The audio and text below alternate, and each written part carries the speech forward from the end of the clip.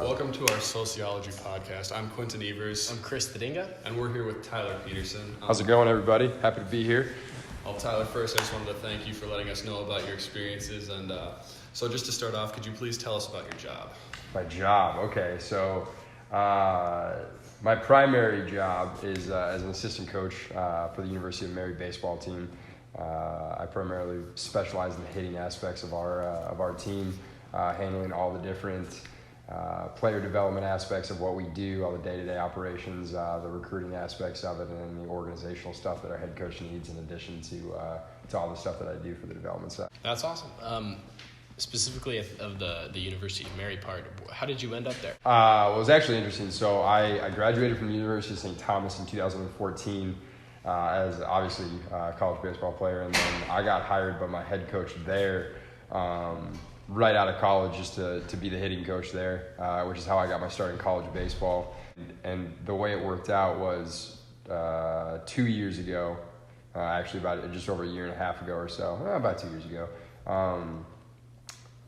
Mark Moriarty got the job at the University of Mary as the head coach. He was the pitching coach at Augustana. He knew my buddy really well that I opened the training facility with.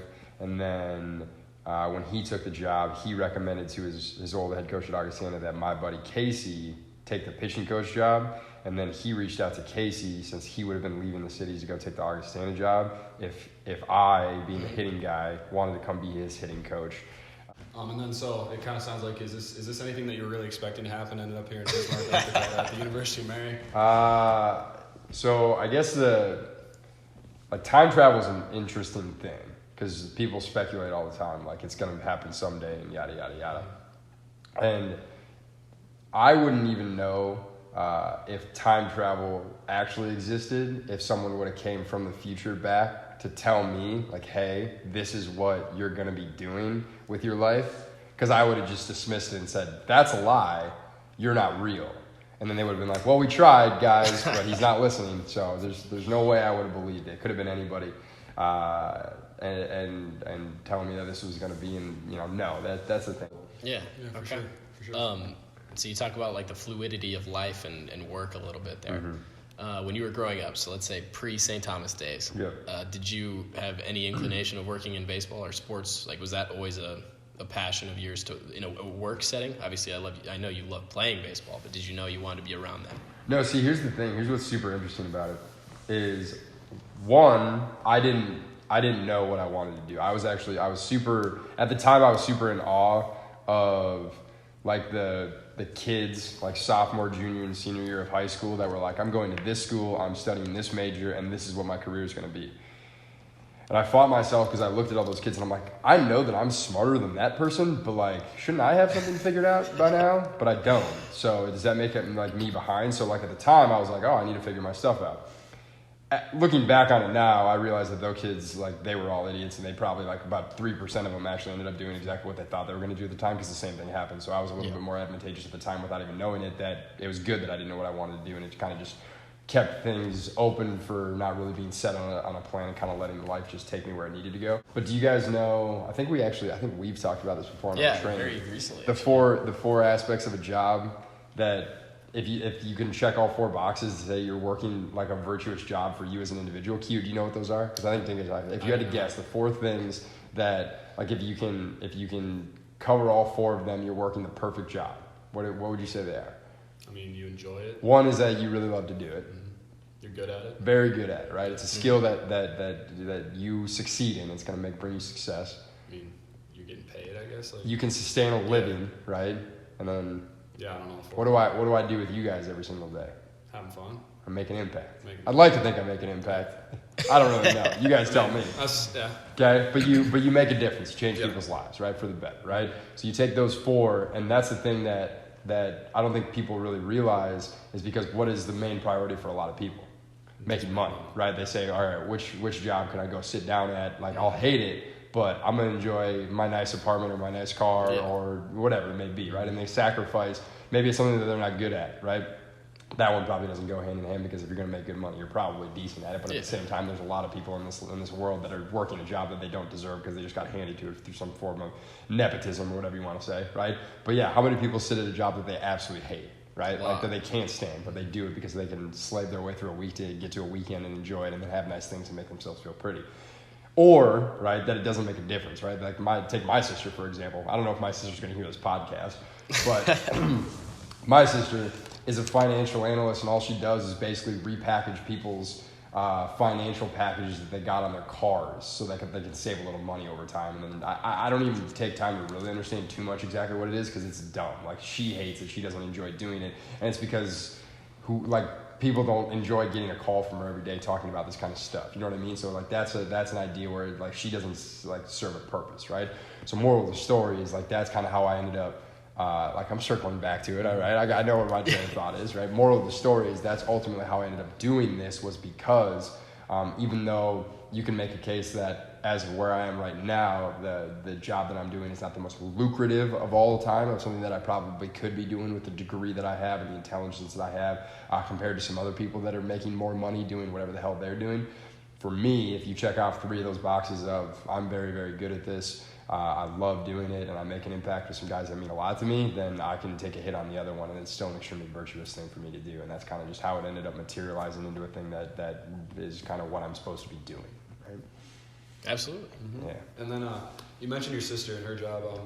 Do we really want to go down this road of my sister? I don't think I brought her into this so we could, Tyler. but you know what? This is about Fine. I Tyler. guess here we go, right? Finish the question. All right, yeah, sure. Yeah, Okay, do it, man. All right. No, absolutely, man. Family first, yeah. How has this job impacted your life just in general with family, friends, like just relationships as a whole? Yeah, so I mean that's a really good question because like that's probably like for me personally, I know nothing different between, so I'm from the Twin Cities area, which plenty of people can make a case that the Twin Cities, Minneapolis, St. Paul, the surrounding areas are a lot more of an advantageous place to be in terms of just overall quality of life and happiness and enjoying your surroundings. A lot more diversity. What? A lot more diversity. Sure, right? If you want to, that's the easy way of saying it, right? Is there's more to do in terms of things and people, right? I'm just kidding.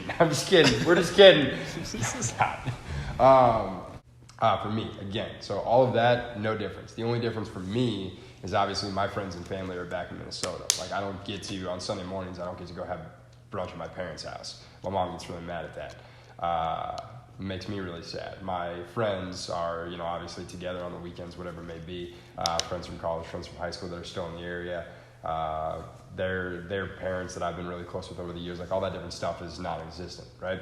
But at the same time, I have a very good circle of people that, when I say, like, so last week was Thanksgiving, and I was home, and I have a very typical conversation with kind of each group of people in their own way, whether it be my boys or, friends from high school or my parents or, parents of other friends, where I say in some way, shape, or form, like, I'm sorry I'm not around more. I wish I had more time to spend with you. I cherish this time that we have, and I'm sorry that I'm screwing it up by being over in Bismarck. And every single one of them, this is kind of how I know that they're the right people to have in my corner, is every single one of them is not only completely understanding that I'm doing what's obviously the right thing for my career to be here and doing what I'm doing, but that they're extremely supportive of me. They're cheering me on. So it's obviously bad in terms of getting to like spend time with them and continue to enjoy their company and the relationship that I have with them. But at the same time, it's an extreme blessing to have different groups of people that I'm able to come back in at the different times that I do make it back home and pick up the relationship right where I left off with them and not really skip a beat. I think it's worth noting also that that $3,200 a year last year at UMary, how much you work for us, how much you are there at UMary every single day. I'm a big math guy. I do enjoy numbers. So in terms of just the curiosity aspect of it, I kind of did a little math, just like I said, just for funsies, and I knew it was going to rip my heart out. But basically the math of the amount of hours that I put in, obviously divided by the amount that I was paid per hour, if you will, and did the math, I could have very comfortably gone and applied to be a Chinese sweatshop worker and gotten a raise. Yeah, those Chinese kids probably hear about what I'm doing here for the amount of money that I did for this school, and they say, what an idiot. Why would he do that? So yeah, but the other fun part about that means that by the true definition of the word, I am by far, and I don't even need to calculate this out, the most valuable employee at the University of Mary, if not anywhere in the world, for doing as much as I do for what I do it for. Okay, for sure. And then just as with all that as a whole, like obviously, do you see like this like job, baseball, do you see becoming a more lucrative thing for you in the future? Like, do you foresee that or like? Oh yeah, no. Here's the thing. The only reason I say it is because there's empirical evidence and a certifiable fact. I'm gonna make a lot of money doing this someday because I'm the best at it. Like I'm really good at this. And it's mostly just because over the couple of years, not only have I been able to advance myself in what we're doing, but I've met basically the spectrum of people that do this in this industry, that do the same line of work, and they're all dumb.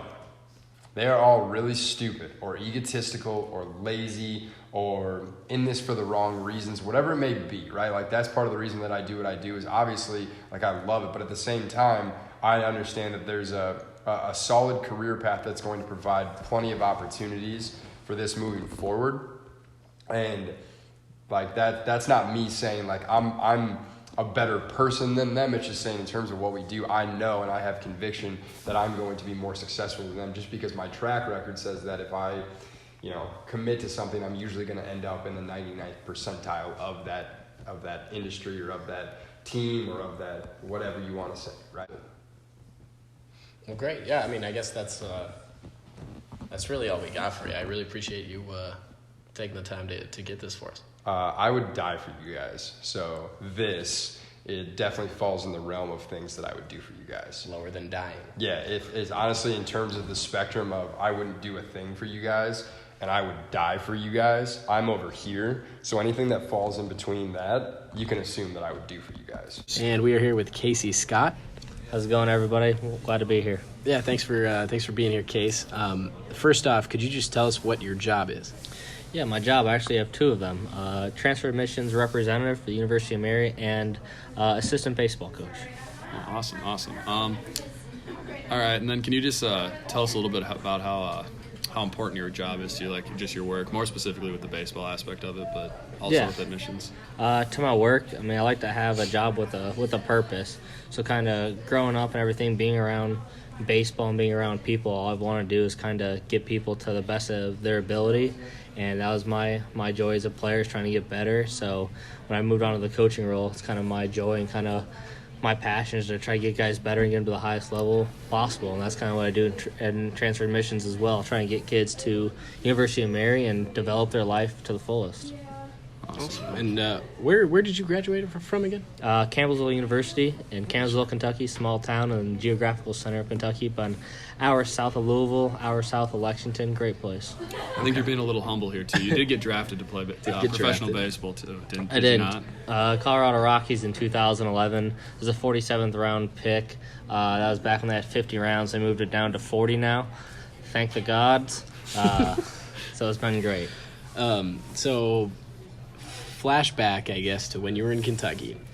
Is what you do right now anything that you would have expected to do with your life? No, not at all. For my life, when I was in Kentucky, I wanted to be a professional baseball player. That's all I wanted to do. That's all I wanted to focus on. Worked my whole life to get it, and like you guys said, I got drafted and thought that was going to be my life, and just kept working at it and decided to go to school and ended up not getting there. But yeah, that was my dream, and my joy was to be a professional baseball player. Mm-hmm. And then obviously you mentioned you're from Kentucky, and then I know your dad's with the Colorado Rockies right now. So how does like being here in Bismarck, North Dakota, I guess, with your job, how does that impact like your family, your friends, and all that, like your relationships with them? Kind of more impacts with me, with my friends. My family, we were very close. We talk all the time. My dad, my mom, my brothers. My little brother is a professional baseball player for the Angels organization. My other brother played baseball here at the University of Mary. So I'm really close to them, talk to them about it every day. My friends, probably the hardest one. I mean, having roommates all throughout college with them, 4 or 5 years of my life, and then now one lives in South Carolina, Kentucky, Arizona. I don't see him ever. And it's hard with our lives moving on. I don't really talk to them that much and really only get to see them certain holidays or breaks. So that's the toughest one for me, honestly. Yeah, for sure. Yeah, that's the same with my siblings way older, and it's it's tough when they live far away. But have you ever spent any time without employment, being unemployed? No, I've never really spent any time unemployed. After I finished college, I went to Kentucky Wesleyan College in Owensboro, Kentucky, and I was just a volunteer assistant there, just literally living off of dimes and just living with a roommate there, pretty much paying rent free. Bless his heart. But yeah, so I guess that's the only time it was close to being. But no, always had a job. Interesting. And then just so as a whole, do you see is admission something that you want to do for an extended period of time, or would you continue in baseball, and do you see baseball becoming a more lucrative thing on the coaching side? We'll kind of see where it goes. Yeah, baseball's always been my passion. If I can move up in the baseball world and assistant coach, that'd be outstanding. And like I said, that's my passion. That's what I've done my whole life, and to get kids to the next level. But if the road takes me down the educational route and academia, may that be it. But right now in admissions, I mean, it's a job I'm enjoying. It's a different route, which is cool. But to do that the rest of my life, I don't know. But right now it's a really good stepping stone to make relationships, people skills, everything like that. Definitely. That's great. Well, thanks again for helping us out here. And is there anything else you'd like to share, I guess? No, that's kind of it, guys. It's been a great podcast. Thanks for having me. Yeah, for sure. You have any questions for us? What do you guys like to do in your free time? We don't have free time, man. Man, just grinding. Hear that? 2 hardworking kids right there. All right, that's all. Thanks, guys. I think in listening to these two interviews with Casey and Tyler, it's very clear that they have, obviously there are some similarities between the two people, but they're very different when it comes to their idea of work. For Tyler, it seems that he's just inherently confident in himself and what he does, and he knows in his mind it's a fact that what he does right now is going to be what he's doing for the foreseeable future. He's going to make a lot of money doing it, and he loves what he's doing, and that's just the way it's going to be for him, and that's how he is every day with us too. And then with Casey, I think when we look at his interview, it's obviously he's different because he doesn't talk as much as Tyler does, and he's very short and to the point. But and he's a little bit less sure of what he's doing with what his future is gonna hold. Obviously, he loves baseball. You can tell that through the interview, but he doesn't know if that's what his future is. He doesn't know if teaching is his future. He's a little bit more uncertain. But to me, I think the thing that shines through most in these interviews is that both of these people care about our team a lot as a whole, and they care about me and Chris as individuals as well. And I think that's what makes them very well fit for what they're doing right now. All right, guys, thanks for listening to our Sociology Project. It was really compelling to hear these two very different and yet similar voices on the topic of work. My name is Chris Tadinga. And I'm Quentin Evers. And we will catch you next time.